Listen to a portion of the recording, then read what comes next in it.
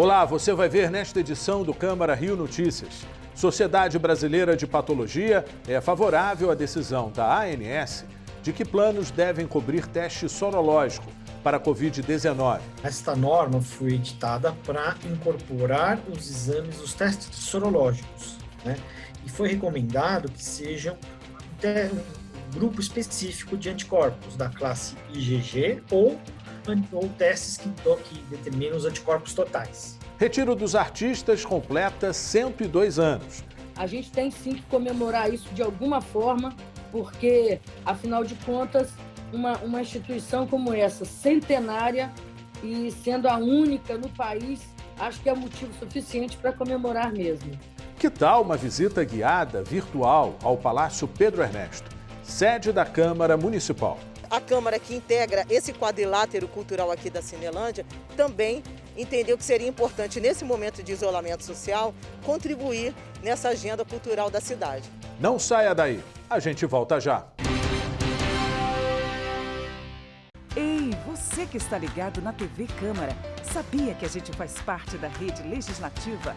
4 emissoras em um único canal para você saber como são debatidas e votadas as leis que influenciam a sua vida.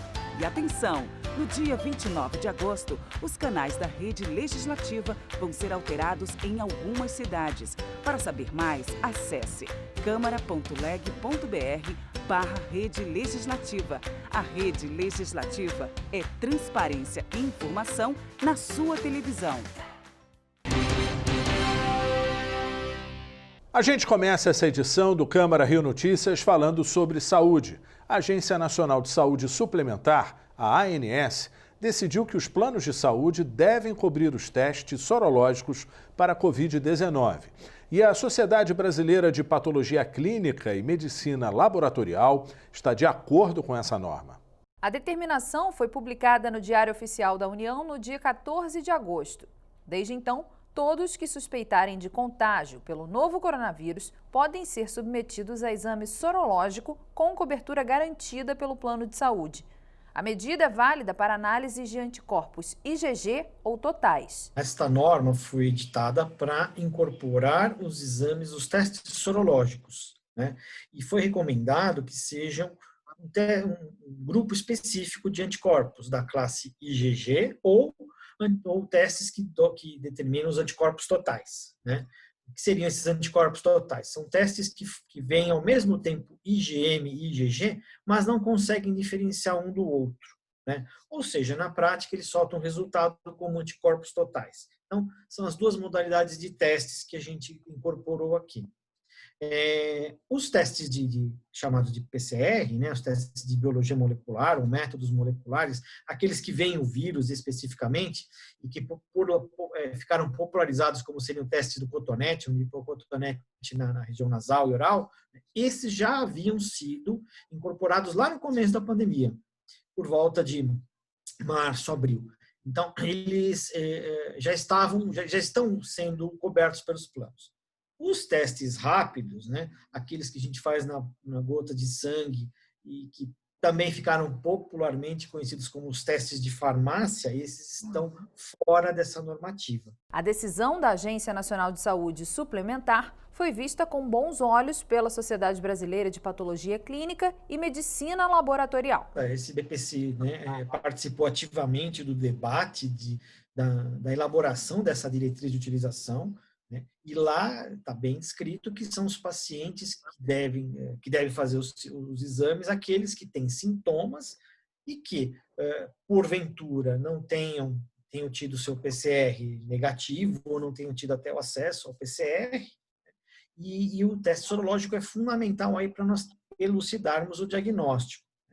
Há também a obrigatoriedade, uma questão muito importante, que é uma doença que está sendo descrita agora com mais detalhe, que é a síndrome inflamatória multissistêmica infantil, que é uma doença, como o próprio nome diz, que causa inflamação em vários tecidos, uma doença que tem sido notada em crianças que tiveram previamente a Covid-19. O paciente mais velho desse grupo tinha 19 anos. Então, essa é uma doença que só é diagnosticada quando da realização da sorologia. porque precisa ter passado pela doença. E nesse período que a doença acontece, né, no caso da doença da faixa pediátrica, não há mais como a gente fazer o teste do cotonete, o PCR, porque passou o período onde havia a multiplicação dos vírus. Então, esse teste é fundamental nesses casos, quer dizer, quando a gente não, no caso das crianças, e quando a gente não tem aí um teste de PCR positivo, ou não tenha tido acesso a um teste de PCR. Os critérios para que os exames de sorologia sejam cobertos pelos convênios de saúde são a apresentação de quadro de síndrome gripal ou síndrome respiratória aguda grave, a partir do 8º dia do início dos sintomas, ou ainda crianças e adolescentes com suspeita de síndrome multissêmica inflamatória pós-infecção por Covid-19. Não há cobertura prevista para pacientes com prescrição para rastreamento de contatos, retorno ao trabalho, pré-operatório, controle de cura ou contato domiciliar com caso confirmado. Perguntaram qual é o melhor teste? A resposta é aquela: depende do paciente e depende da evolução do estágio de evolução da doença, né? Como eu falei, no início da doença, biologia molecular, PCR, ainda é o padrão ouro para diagnóstico, né? Mas, depois que a doença evoluiu e a gente não teve sucesso com o PCR, sorologia é indicado. A ANS suspendeu ainda os reajustes até o final do ano de todas as modalidades de convênio médico. A medida serve, inclusive, para alteração de faixa etária. Por causa do isolamento social, muitas pessoas passaram a ficar mais tempo dentro de casa. E aí surge uma preocupação. Os acidentes domésticos, de acordo com os dados do SUS, 75% das lesões atendidas ocorrem dentro dos lares. A quarentena fez com que muita gente ficasse mais tempo em casa e assumisse funções que não estavam acostumadas. O resultado disso, acidentes domésticos. E como em meio a uma pandemia ninguém quer parar no hospital, os cuidados nas atividades do dia a dia devem ser redobrados. Durante esse período de pandemia, a gente pôde observar bastante aí, né, o número de acidentes com idosos, principalmente, muito tempo em casa, e acaba sofrendo quedas aí da própria altura ao solo, né? Propiciando aí fraturas, né? A gente chama aí fraturas típicas do idoso, né? Do fêmur proximal, principalmente aí fraturas transtrocanterianas, fraturas do colo do fêmur, fraturas da extremidade distal do rádio, do húmero proximal, e a gente conseguiu observar bastante também traumas de mão, né? As pessoas, elas ficando mais em casa, começaram a cozinhar mais, fazer mais atividades domésticas, atividades manuais, principalmente na cozinha. A gente pôde observar bastante aí traumas cortocontusos na mão, como lesão de tendões flexores, tendões extensores, lesão neurológica de nervos digitais, as próprias fraturas mesmo da mão. A gente pôde observar um aumento do número de cirurgias nessa parte. Tá, então a gente pode afirmar que o número de acidentes dentro de casa aumentou com a pandemia. Isso eu quero te perguntar se comparado ao mesmo período do ano passado, Rodrigo. Sim, com certeza. Comparando aí com o ano passado, né, principalmente o trauma idoso sempre existiu, né? Sempre existiu. Mas principalmente os acidentes com a mão, a gente pôde observar um aumento considerável aí nesse período. As pessoas em casa, né, acabam cozinhando mais, fazendo mais atividades domésticas e aumenta o risco do trauma. E vocês da Sociedade Brasileira de Ortopedia e Traumatologia lançaram vídeos, né, orientações e prevenções para quem está em isolamento. Conta pra gente como é esse vídeo, né, o conteúdo desse vídeo e como é que foi a receptividade. São vídeos curtos, né, são vídeos aí de aproximadamente 1 minuto, mostrando aí atividades preventivas básicas, né, que a gente pode ter em domicílio. Com relação aos idosos, por exemplo, sempre evitar o uso de tapetes na residência, que aumenta o risco de queda, de escorregamento, utilizar calçados com solado mais emborrachado, antiaderente, para evitar a queda também. Outra medida importante é sempre, à noite, deixar algumas luzes acesas, luz no corredor, luz no banheiro. O idoso ele costuma ir ao banheiro de madrugada, seja pelo uso de medicamentos como diuréticos, seja por alguma doença urológica, enfim. E a luz acesa ela evita quedas, né, durante a noite. Outra medida importante aí é evitar objetos espalhados pela casa, sempre tentar deixar a casa organizada para evitar tropeços. Outra medida importante também é deixar o telefone sempre um lugar alcançável, caso o idoso precise se comunicar, porque muitas vezes o idoso ele cai em casa, mora sozinho, e às vezes fica caído por alguns dias, porque ele não consegue levantar devido à fratura do fêmur proximal, por exemplo. E aí, quando ele é encontrado, ele já está desidratado, já tem outros problemas associados além da fratura, né? Agora vamos falar sobre economia. A Receita Federal liberou a consulta do quarto e penúltimo lote de restituições do imposto de renda. Serão contemplados os contribuintes que transmitiram suas declarações até o dia 18 de junho, mas sem pendências ou incorreções. O dinheiro vai estar disponível a partir do dia 31 de agosto. Para saber se você é um dos contemplados, basta acessar o site da Receita Federal ou pelo aplicativo do Imposto de Renda. E você vai ver no próximo bloco. Agora é possível conhecer a sede da Câmara Municipal através de uma visita virtual. A Rio TV Câmara está de mudança. Nosso canal aberto entrará na sintonia 10.3 a partir do dia 29 de agosto, como estabelecido pelo Ministério das Comunicações. Você que nos assiste no canal 15.3, a partir do dia 29, basta sintonizar o canal 10.3. Assim, você pode seguir acompanhando nossa programação 24 horas com tudo sobre o Legislativo Carioca e a cidade. E siga nossas redes sociais.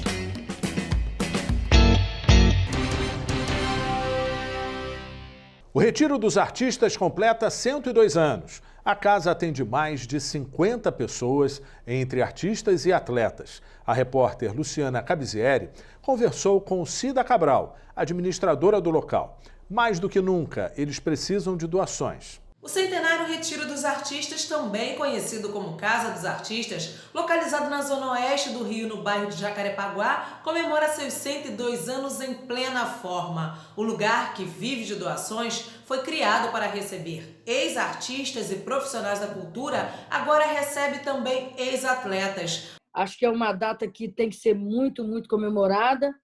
E, infelizmente, pelo momento, a gente não pôde estar realizando grandes coisas, mas a gente tem sim que comemorar isso de alguma forma, porque, afinal de contas, uma instituição como essa, centenária, e sendo a única no país, acho que é motivo suficiente para comemorar mesmo. Onde que o Retiro está localizado hoje? Como é que ele funciona? Como é que ele está funcionando nesse momento, esses anos todos? Olha, o Retiro está localizado na Zona Oeste, no Rio de Janeiro, em Jacarepaguá. A instituição vive exclusivamente de doações. A gente, por se tratar de uma instituição sem fins lucrativos, a gente vive exclusivamente de doações. Que, aliás, a gente tem que agradecer muito, muito ao povo do Rio de Janeiro, à classe artística de uma forma em geral, que tem nos apoiado muito, principalmente nesse momento tão difícil. Mas a gente vive exclusivamente de doações. Agora, como é que vocês estão atravessando esse momento de pandemia? Olha, Luciana, não tem sido fácil, tá? Acho que não tem sido fácil para ninguém. Acredito eu que todas as instituições, de uma forma em geral, seja ela de idosos, de crianças, jovens, enfim, não tem sido fácil. Mas é o que eu comentei lá no início com você. Graças a Deus, o Retiro é uma instituição, ela é muito, muito benquista pela população do Rio de Janeiro e as pessoas nos apoiam mesmo. A classe artística tem voltado os olhos para a gente, isso tem nos ajudado muito também, porque aí com essas lives que vem acontecendo, a gente tem recebido as cestas básicas, isso tem nos ajudado muito. Claro que a parte financeira, essa é a parte que afeta a maioria, porque, assim, óbvio que toda ajuda que chega é muito bem-vinda, mas a gente ainda depende de uma parte financeira para dar sequência em tudo, que são salários de funcionários, complementos de alimentação, remédios, enfim, uma série de outras coisas que a gente acaba dependendo ainda do financeiro, que, na verdade, foi a parte que mais caiu, que foram as doações financeiras, entendeu? Mas estamos na luta, firme. Agora, Cida, você estava falando que a iniciativa surgiu para ajudar esses artistas, mas quem vive atualmente no Retiro dos Artistas são só os artistas ou todas as pessoas que trabalham cultura, com arte no nosso país? Exatamente, Luciana. A gente atende a classe artística de uma forma geral. A gente atende não só o ator, a atriz, mas atendemos também o pessoal de circo. Nós temos muito artistas circenses, nós temos artista plástico, nós temos camareiros, cenógrafos, maquiadores, toda essa parte técnica a gente atende também. Temos músicos, cantores, tem uma turma grande. E atualmente, nós atendemos também pela primeira vez ao longo dos 102 anos, o Retiro está atendendo um atleta, que é o goleiro Manga, que está morando no Retiro agora há 2, 3 meses, mas que está muito feliz. É um artista da bola que, pela primeira vez, está morando na nossa instituição lá também. E, assim, quem quiser fazer uma doação, vocês têm um telefone, tem um site, tem um canal de comunicação que a pessoa pode fazer um contato. Acho que a gente podia estar deixando, nesse momento, esse contato, Cida. Luciana, qualquer pessoa pode ajudar o Retiro da forma que puder, da forma que quiser, seja ela financeiramente, seja ela com remédios, com roupas, com doações de qualquer outros itens, seja ela com tempo, quando a pandemia passar e a pessoa puder disponibilizar seu tempo para visitar, para acompanhar. Então, é muito simples. Basta as pessoas acessarem o nosso site, que é retirodosartistas.org.br. Lá encontrarão todas as informações e todas as formas de doar e de ajudar. Quem puder doar, o Retiro dos Artistas recebe, além de dinheiro, roupas, alimentos e eletrodomésticos em condições de uso. Para maiores informações, basta ligar para 021 99805 8690 ou enviar um e-mail para retirodosartistas@globo.com. A rede legislativa de TV é composta pelo Senado Federal, Câmara dos Deputados e pelos parceiros nos estados e municípios. Você que acompanha a nossa programação deve ficar atento, pois no próximo sábado o canal para sintonizar a Rio TV Câmara vai mudar. A partir do próximo sábado, dia 29, os canais da rede legislativa de TV vão sofrer uma alteração. Para acompanhar a programação da Rio TV Câmara na TV aberta, por exemplo, o Carioca irá sintonizar o canal digital 10.3 e não mais o 15.3. As mudanças fazem parte de uma estratégia para dar mais visibilidade aos canais da rede legislativa de TV, composta pelas emissoras do Senado Federal, da Câmara dos Deputados, das Assembleias Estaduais e das Câmaras Municipais. Uma campanha foi criada para alertar os telespectadores sobre as alterações. Ei, você que está ligado na TV Câmara, sabia que a gente faz parte da rede legislativa? 4 emissoras em um único canal para você saber como são debatidas e votadas as leis que influenciam a sua vida. E atenção, no dia 29 de agosto, os canais da rede legislativa vão ser alterados em algumas cidades. Para saber mais, acesse câmara.leg.br/rede legislativa. A rede legislativa é transparência e informação na sua televisão. A rede legislativa de TV é composta por 66 emissoras de 59 cidades, com alcance em 250 municípios que reúnem cerca de 81 milhões de habitantes. Com a mudança dos canais digitais na TV aberta, a expectativa é de um aumento na audiência das atividades parlamentares, como as sessões plenárias e de programas jornalísticos. Os canais legislativos agora estarão localizados entre os canais das principais emissoras de TV do país.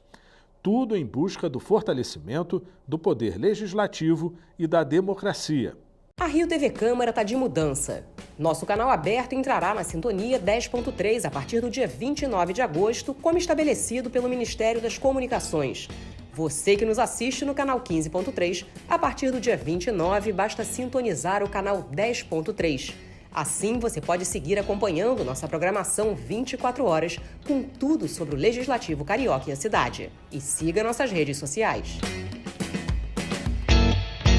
O Palácio Pedro Ernesto, que abriga a Câmara Municipal, é um dos conjuntos arquitetônicos mais valiosos da cidade. Devido à pandemia do novo coronavírus, o espaço está fechado para visitação. Mas é possível conhecer a sede do Poder Legislativo através de uma visita virtual. O Palácio Pedro Ernesto foi construído entre 1919 e 1923. Ele foi apelidado de Gaiola de Ouro por causa do dinheiro gasto na obra, mais de 2 vezes o valor do Teatro Municipal, um de seus ilustres vizinhos na Praça Floriano, no centro do Rio. A região passava por uma reforma urbanística com o objetivo de dar ao Rio de Janeiro um ar mais contemporâneo. Fazem parte ainda da vizinhança outras 2 construções famosas, a Biblioteca Nacional e o Museu Nacional de Belas Artes. Antes de se instalar definitivamente aqui no Palácio Pedro Ernesto, a Câmara de Vereadores teve 14 diferentes endereços na cidade do Rio de Janeiro. Entre eles, o Morro do Castelo, demolido nos anos 20 do século passado, o Liceu de Artes e Ofícios e o Arco do Teles, na Praça 15. Aqui também funcionou durante um período a Assembleia Legislativa do Rio de Janeiro, que depois foi transferida para o Palácio Tiradentes, também no centro da capital. Essas histórias fazem parte da visita guiada oficial ao Palácio, que está paralisada por causa da pandemia do novo coronavírus. Mas as portas da Câmara continuam abertas ao público, só que na internet. Basta acessar o site da Câmara de Vereadores do Rio e clicar em Visita Virtual. Lá estão, por exemplo, detalhes do hall de entrada, com o piso em mármore, a emblemática escadaria e o gigantesco painel de Eliseu Visconti. O tour virtual foi uma demanda da mesa diretora, né? A ideia surgiu a partir dessa demanda e ficamos imaginando como nesse período tão difícil de isolamento social, da questão da pandemia, como a gente poderia contribuir para a agenda cultural da cidade. Os demais espaços públicos daqui do Rio começaram a disponibilizar essa ferramenta do tour virtual. E a Câmara nada mais fez que se integrar a essa agenda cultural virtual, né, junto com os demais espaços públicos, culturais, como aqui é o Teatro Municipal, nosso museu, Biblioteca Nacional. Então, a Câmara que integra esse quadrilátero cultural aqui da Cinelândia também entendeu que seria importante, nesse momento de isolamento social, contribuir nessa agenda cultural da cidade. A visita virtual passa também pelo Salão Nobre, inspirado no famoso Palácio de Versalhes, na França, que tem 700 quartos e é patrimônio mundial da Unesco. No Salão Nobre, destaques para os espelhos de cristal e as cadeiras no estilo Luís XV. Obras de arte estão espalhadas pelo plenário Teotônio Vilela, onde acontecem as sessões. Uma delas é a imensa cúpula de vitral. Na parte superior da parede principal, uma gigantesca tela que retrata a fundação do Rio de Janeiro no Morro do Castelo. Enquanto as visitas presenciais não voltam, esta é a maneira de conhecer um dos ícones da arquitetura carioca. Esse produto Visita Virtual foi um produto elaborado a 4 mãos. É uma ferramenta de comunicação, é uma prestação de serviço ao cidadão, ao turista, se integra também à agenda cultural da cidade, mas gostaria de aproveitar esse momento para dizer, foi feito a 4 mãos, as imagens cedidas pela Rio TV Câmara, as imagens belíssimas, também pelo acervo do Museu Nacional, e também contando com um time de jornalistas, produtores. Toda a curadoria de imagem foi realizada também na assessoria de comunicação. E, contrariamente de muitos órgãos públicos, instituições públicas que buscam, né, contratar, às vezes, empresas para fazer conteúdo para a rede social ou produtos de comunicação, aqui na Câmara Municipal a gente trabalha com o time da casa, com servidores e com as ferramentas que a gente disponibiliza de tecnologia. Então eu acho que é importante salientar isso, porque é um diferencial e a gente consegue sempre oferecer para o cidadão produtos de qualidade.